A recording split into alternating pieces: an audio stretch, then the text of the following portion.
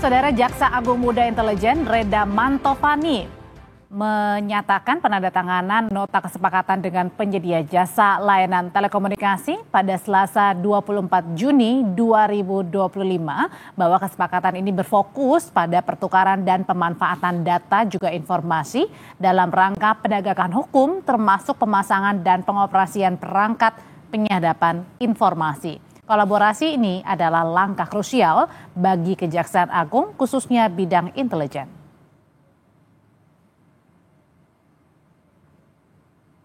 Apabila memang diperlukan. Selanjutnya, Kejaksaan Agung, saudara, memastikan pelaksanaan kerjasama Kejaksaan Agung dengan sejumlah perusahaan telekomunikasi akan membantu proses penyidikan melalui penyadapan di nomor ponsel. Kapus Penkum Kejaksaan Agung Harli Siregar menyebut kerjasama akan mempermudah proses pencarian data dan informasi data pencarian orang atau DPO. Ia menambahkan kerjasama yang dilakukan Kejaksaan Agung terhadap perusahaan telekomunikasi telah sesuai dengan ketentuan hukum. Harli menegaskan Kejaksaan Agung akan berhati-hati dalam pelaksanaan kerjasama terkait penyadapan sebagai upaya penegakan hukum. Dengan itu saya kira itu hal biasa sebenarnya instansi kejaksaan dengan berbagai komponen dengan lembaga-lembaga lain melakukan hubungan kemitraan karena memang berdasarkan ketentuan-ketentuan hukum dalam konteks penegakan hukum itu bisa dilakukan itu. Jadi sebagaimana kita ketahui bahwa kami juga kan mempunyai tugas-tugas terkait dengan masih banyaknya misalnya orang-orang yang berada dalam daftar pencarian orang. Nah ini kan harus perlu ada kepastian hukum terhadap baik dalam proses penyidikan maupun. Untuk membahasnya saat ini kita sudah bergabung dengan Nasir Jamil, anggota Komisi 3 DPR RI dari fraksi PKS. Selamat malam, Mbak Nasir. Dan juga sudah hadir. Iya, selamat malam. Maaf, ya. Terlambat merespon.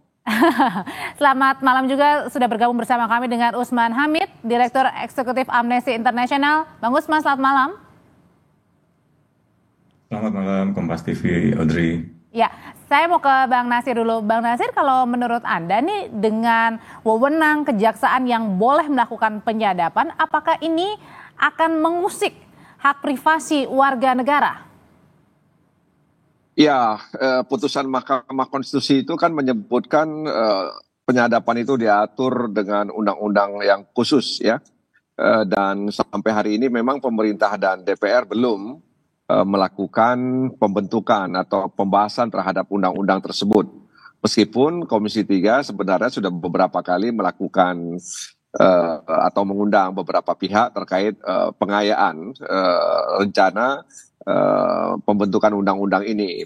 Tapi seingat kami ketika membahas Undang-Undang Nomor 11 tahun 2021 tentang kejaksaan itu, tentang penyadapan khususnya dalam pasal 30C itu, baru bisa dilakukan setelah ada undang-undang yang mengatur khusus tentang penyadapan begitu.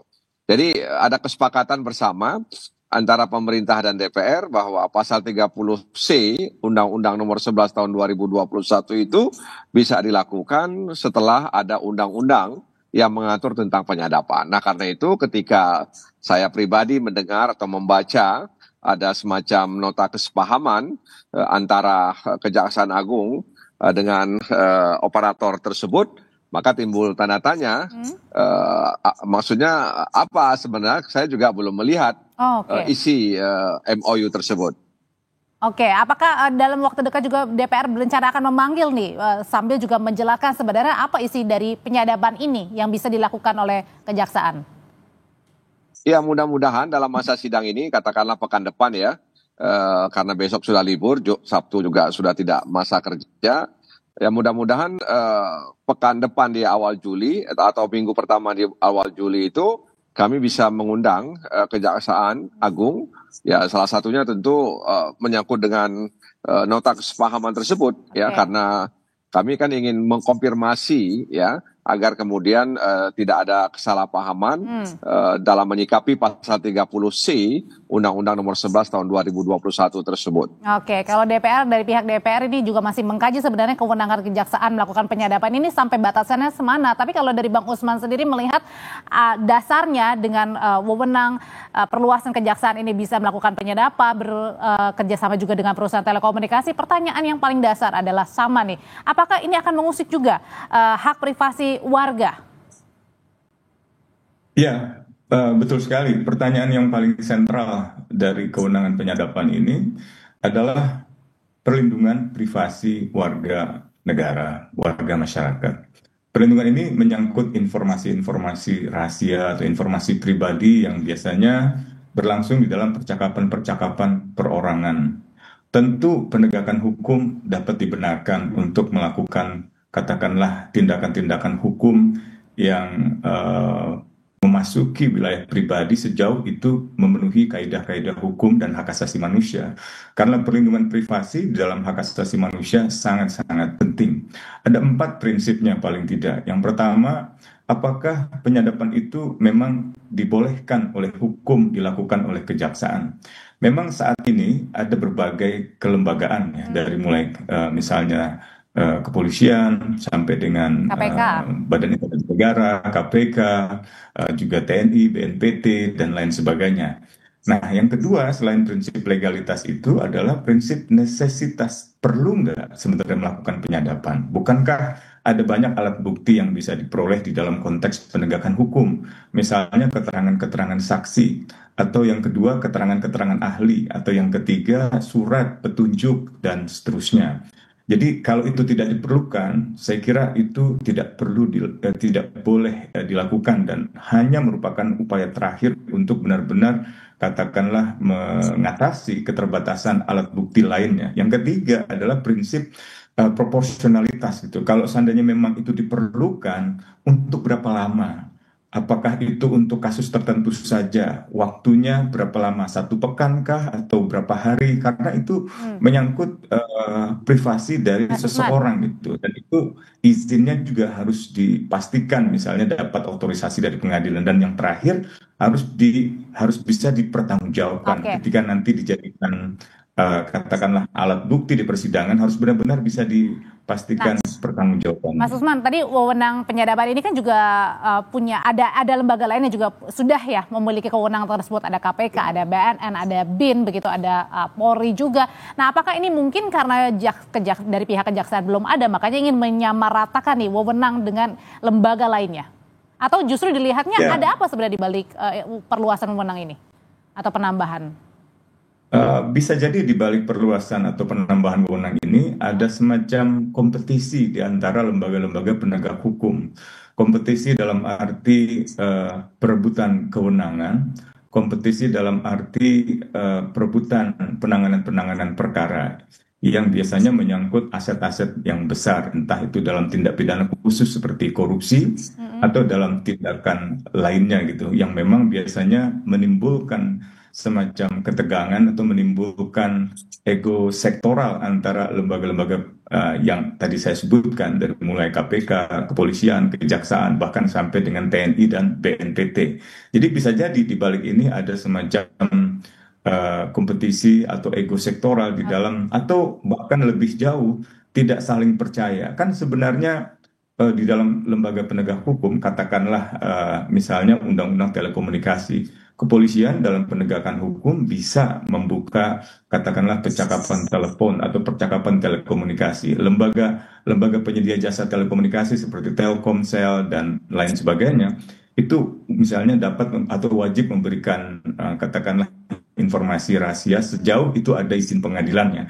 Nah, kalau misalnya kejaksaan ingin memiliki wewenang, katakanlah kejaksaan cukup memberi petunjuk di dalam proses penyelidikan dan penyidikan di kepolisian untuk melakukan katakanlah tindakan tertentu, atau dalam tindak pidana khusus memang kejaksaan punya wewenang langsung. Nah, dalam hal itu apakah itu diperlukan? Apakah alat bukti lainnya seperti saksi, ahli, dan seterusnya masih tidak cukup misalnya? Jadi ada banyak hal yang saya kira harus dipastikan pengawasannya, agar penyadapan ini tidak melanggar hak asasi manusia. Kalau gitu Bang Nasir, yang dilihatnya ini apakah tadi untuk menyamaratakan dengan lembaga lain yang sudah punya wewenang untuk melakukan penyadapan, atau justru sebaliknya jangan-jangan nih kasus-kasus besar yang belakangan memang selalu spotlightnya adalah milik Kejaksaan Agung ini ingin diperkuat, jangan-jangan ingin melemahkan lembaga lain misalnya KPK, Bang Nasir?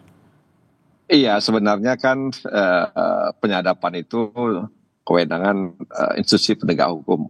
Waktu itu kita juga ingin memberikan kewenangan ini kepada Komisi Yudisial ya. Tapi sayangnya memang ini tidak bisa digunakan karena KAI bukan lembaga penegak hukum gitu. Nah, kalau dalam konteks pemerataan dan penyamarataan dan lain sebagainya, menurut saya memang selama ini misalnya Badan Intelijen Negara, kemudian kepolisian, kejaksaan, KPK, memang sudah ada, mereka memiliki alat penyadapan ya, alat sadap. Tapi tentu saja seperti katakan oleh Bu Usman Hamid tadi bahwa ini bukan dalam rangka rivalitas menurut saya ya. Artinya kalau memang ini rivalitas sangat disayangkan. Jadi bukan melemahkan ya? Bisa ya, saling... dan ya artinya ini bukan rivalitas ya. Oke. Rivalitas, tapi kita ingin menjaga perlindungan hak asasi manusia itu sendiri. Jadi memang agak rumit soal penyadapan ini. Itu sebabnya kenapa Mahkamah Konstitusi kemudian memutuskan untuk mengatur undang-undang tersendiri tentang penyadapan ini. Khawatir tadi ya, khawatir terkait dengan penyalahgunaan, kemudian juga melanggar hak asasi manusia, dan tadi itu ada syarat dan ketentuan yang harus diatur ya, sehingga kemudian penyadapan tadi itu benar-benar digunakan untuk kepentingan penegakan hukum, bukan untuk kepentingan di luar penegakan Tapi hukum. Bang Nasir, kalau misalnya kan ada bentuk kerjasama antara Kejagung dengan penyedia jasa telekomunikasi, memang itu lazim ya dengan kerjasama dengan penyedia jasa telekomunikasi itu lazim biasanya? Ya, saya juga baru tahu ini, artinya baru melihat, baru membaca. Dan belum pernah sebelumnya. Oh, berarti artinya dari KPK, ya. Polri itu tidak ada bentuk kerjasama dengan penyedia jasa itu? Sepengetahuan yang saya tahu itu belum pernah saya lihat, saya baca soal itu. Nah, karena itu kan sangat dibutuhkan penjelasan kepada Komisi 3 ya DPR RI terkait dengan nota kesepahaman tersebut, sehingga kemudian kita tahu apa ini maksudnya dan bagaimana pertanggungjawaban kejaksaan dengan pasal 30C itu, bahwa penyadapan yang dilakukan oleh kejaksaan bisa dilakukan setelah ada undang-undang tentang penyadapan begitu. Jadi itu komitmen antara DPR dan pemerintah ya, setelah mendengar masukan banyak para ahli ya waktu itu ya, dan kemudian kita sepakatilah ya pasal 30C itu bisa dieksekusi kalau kemudian sudah ada undang-undang yang mengatur. Berarti ini belum bisa dieksekusi ya, Bang? Seharusnya kalau merujuk kepada pasal 30C itu belum bisa dieksekusi. Oke. Nah, balik lagi ke Mas Usman, kalau gitu dengan tadi Bang Nasir juga mempertanyakan nih, ada kemudian bentuk kerjasamanya dengan penyedia jasa telekomunikasi nih, Mas Usman. Nah, kalau kayak gini melihat batasan-batasannya gimana caranya ini melakukan penyadapan tapi memang untuk persoalan hukum, dan melakukan penyadapan jangan-jangan bukan untuk persoalan hukum gini, ada ya di baliknya nih, bukan soal hukum yang ada. Ini gimana caranya bisa membatasinya?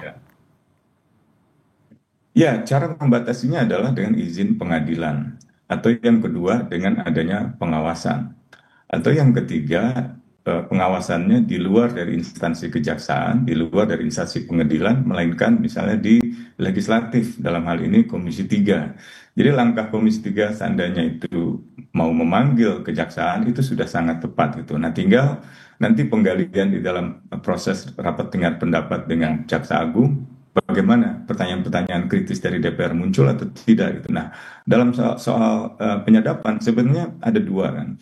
Yang pertama, institusi penegak hukumnya sendiri memiliki peralatan yang canggih untuk memata-matai atau untuk melakukan penyadapan sendiri. Yang kedua, melalui misalnya penyedia jasa telekomunikasi seperti Telkom atau misalnya Excel dan lain sebagainya. Nah, dalam konteks itu yang diperlukan pertama-tama sebenarnya transparansi. Dalam laporan tahun lalu, Amnesty mengumumkan semacam adanya pembelian alat-alat penyadapan yang canggih oleh instansi kepolisian dan juga instansi Badan Sandi Negara. Nah, apakah Komisi 3 selama ini misalnya pernah meminta penjelasan bagaimana proses pembelian alat-alat sadap itu, dan siapa saja sebenarnya memiliki alat-alat sadap yang sangat canggih seperti Pegasus. Nah, hal-hal semacam itu sebenarnya masih sangat dasar gitu. Jangan sampai instansi-instansi itu memiliki alat-alat sadap yang masing-masing sangat canggih atau yang satu lebih canggih dari yang lain sehingga terjadi rivalitas gitu. Nah, Maksudnya dalam beberapa artian ini bisa jadi ini bukan soal persoalan tentang hukum, tapi bisa jadi ancam mengancam gitu. bisa jadi seperti itu, karena salah satu indikator melemahnya kualitas demokrasi Indonesia adalah hukum digunakan sebagai senjata untuk melemahkan oposisi atau untuk melemahkan suara-suara yang dipandang berbeda dengan pemerintah. Nah, jangan sampai proses penegakan hukum dalam bidang anti korupsi misalnya lebih menyasar pihak-pihak yang katakanlah berbeda dengan pemerintah, sehingga hukum ditegakkan bukan untuk keadilan, melainkan untuk pengendalian kekuasaan. Nah, ini yang saya kira tidak boleh nanti melanggar hak asasi manusia, baik itu hak privasi atau hak-hak hukum lainnya. Nah, ya Bang Nasir, gimana tuh menjawabnya? Gimana caranya juga untuk meyakinkan bahwa penyadapan ini adalah murni karena ada proses hukum, bukan tadi antara rivalitas atau saling kunci mengunci begitu, saling mengancam, diancam dan mengancam. Iya, terima kasih Bung Usman Hamid. Jadi apa yang disampaikan tadi itu akan menjadi catatan bagi saya pribadi dan juga kami di Komisi 3 ya, terkait dengan alat-alat sadap yang digunakan oleh institusi penegak hukum. Tetapi memang ketika nanti sudah ada undang-undang itu tentu akan lebih clear ya.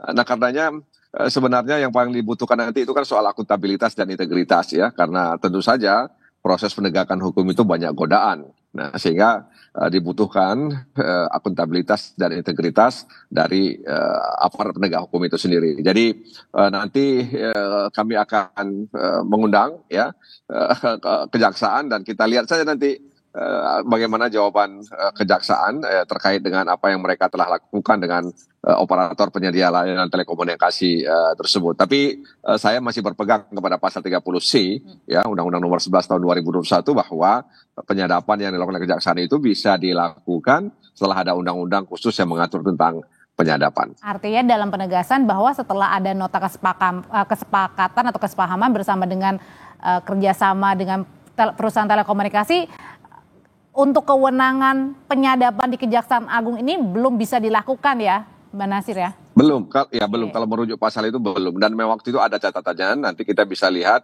dalam memori yang di persidangan ya. Itu ada catatannya semua. Bagaimana praksi ini menyikapi itu dan bagaimana pemerintah menyikapi itu. Semua tertulis. Nanti kita bisa lihat bagaimana komitmen pemerintah dan DPR RI terkait dengan pasal 30C tersebut. Nah, karena itu nota kesepahaman itu kan belum kita pegang seperti apa isinya, tapi memang tadi disinggung ada soal penyadapan ya. Oleh karena itu memang harus sangat berhati-hati karena tadi itu kita tetap menjaga, melindungi dan bagaimana memprotek agar tidak terjadi pelanggaran hak asasi manusia, dan sekali lagi kewenangan itu tidak disalahgunakan. Nah, terkait dengan jangan sampai ada penyalahgunaan wewenang, Bang Usman? Ya, saya kira undang-undang penyadapan yang nanti akan dibuat itu harus benar-benar menjabarkan 4 prinsip pembatasan hak asasi manusia di dalam hukum-hukum internasional hak asasi manusia. Yang pertama, legalitasnya. Saya kira sebaiknya diselaraskan saja, seluruhnya harus dengan izin pengadilan.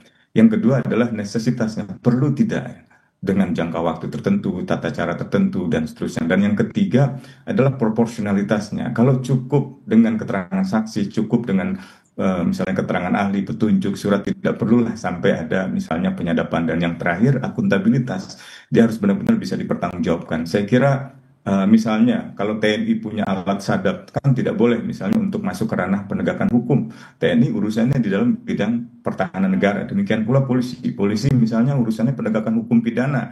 Tidak boleh urusannya dengan misalnya suara-suara kritis yang ada di dalam masyarakat yang sebenarnya bagian dari kebebasan berekspresi, atau oposisi yang dibolehkan, partai politik boleh bersuara kritis, justru dibutuhkan. Atau yang ketiga, misalnya kejaksaan mau melakukan penyadapan untuk tindak pidana korupsi. Nah, demikian pula dengan KPK. Nah, ini bagaimana penyelarasan antara kewenangan kejaksaan dengan kewenangan KPK? Saya kira sebaiknya undang-undang kejaksaan undang-undang penyadapan segera dibicarakan, segera disahkan dengan pembatasan pengawasan yang sangat ketat sehingga penyadapan bisa memiliki standar yang benar, salah satunya misalnya dengan izin pengadilan, sehingga juga tidak melanggar hak asasi manusia. Dan terutama jangan ada yang saling mengancam, apalagi kalau misalnya tadi ya ada yang berbeda pendapat, dan itu jangan disalahgunakan ya dengan kewenangan yang ditambah ini untuk melakukan penyadapan dari Kejaksaan Agung. Terima kasih Bang Nasir Jamil, Mas Usman. Terima kasih kasih juga, selamat malam Terima kasih, Bapak-bapak. Nasir.